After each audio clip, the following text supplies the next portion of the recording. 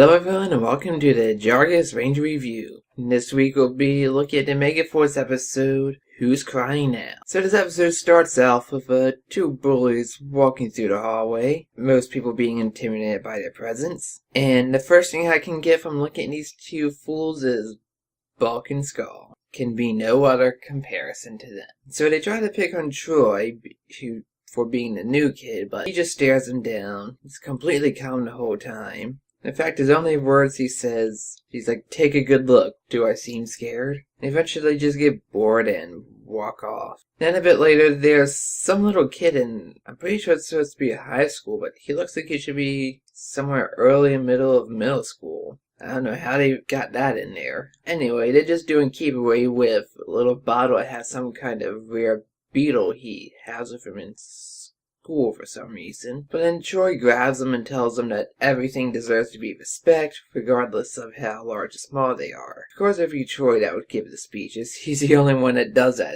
in this season so far. So after the intro up on a War Star ship, Rock provokes Creepox to do something about the Rangers, and he sets off trying to get their attention, and he finds the bullies again. And when he's about to attack them, the kid that they were messing with earlier comes to cover for them. So Creepox tries to attack them, but luckily Gia and, not Noah, but Jake come to save him. And so the battle's pretty even, though something I found strange is that the way they edited the fight scene is that it looked like Jake and Gia just jumped into the air, and then they landed inside a warehouse and got injured. So from their dialogue, it's implied that Creepox attacked them. I didn't see that happen. To me, just like they just started flying without being attacked. So it's like we're missing a shot or something there. Either that or it happened so fast I didn't notice it, but it's something that stood out to me. So our black and yellow rangers get defeated, and then Creepox goes to shoot meteor blasts all over the city to call out the other rangers. And luckily Troy and Noah show up, though they're not doing a good job of damaging him. And Noah uses his defense power to shield another meteor blast from hitting Troy. And that knocks them over a cliff and they demorph, but unlike the other two, they're still able to fight. And Troy gets up and says he can exploit Creepox's rage and goes off to challenge him once more. Kinda surprising to me because he never seemed to be very much angry at me. And so they're fighting and Troy still seems to be overpowered. And then Creepox tries to finish him, but he gets up and attacks him again. And then they have the classic both do a sword slash scene, which of course Creepox falls. Then Varrock was watching from the distance and the other rangers appear right at that moment. So of course Creepox becomes big, and their regular Megazord isn't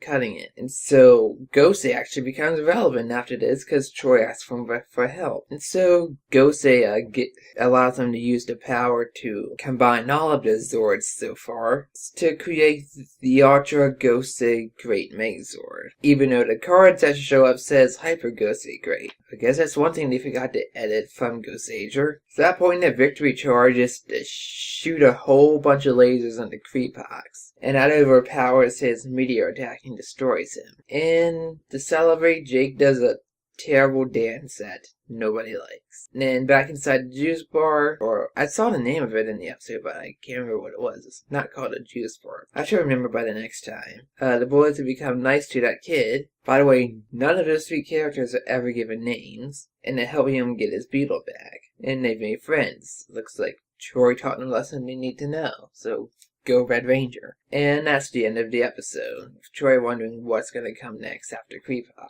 Overall, this was a pretty good episode, but one thing that stood out to me is that they're talking about how Creepox is full of rage or anger, which really, I didn't really see much of. I mean, there was a bit of it at the beginning of the episode when he was provoked into action, but that was it. Because the rest of the time, he seems motivated to just get things done. I mean, even when he was fighting, he was dominating the whole time. And he didn't seem to need a rush to end it. But he does seem to rely on brute force for his attack. Which is, I think, what they were meaning when they said range.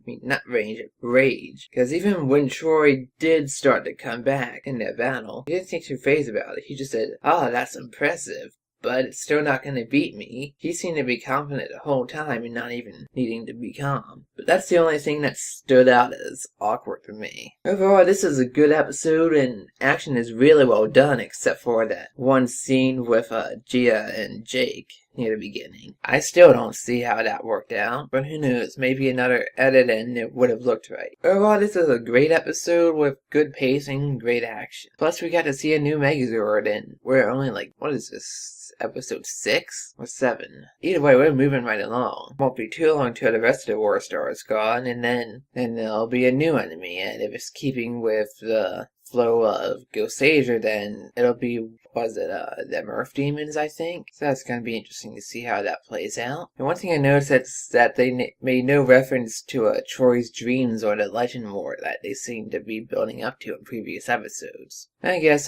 they took that out to focus on the high school setting and the end of Creepox. So this is a good episode. Give it a 9 or 10 out of 10. Very good, and I suggest watching it. Yeah, so far Megaforce, I've had a little nitpicky details here and there, but pretty much it's a very good and solid season all around. And I'm looking forward to see how they handle the end of this first story arc. Well, until next time, this is Jargus Zero, and I'll see you next week. Thank you for watching.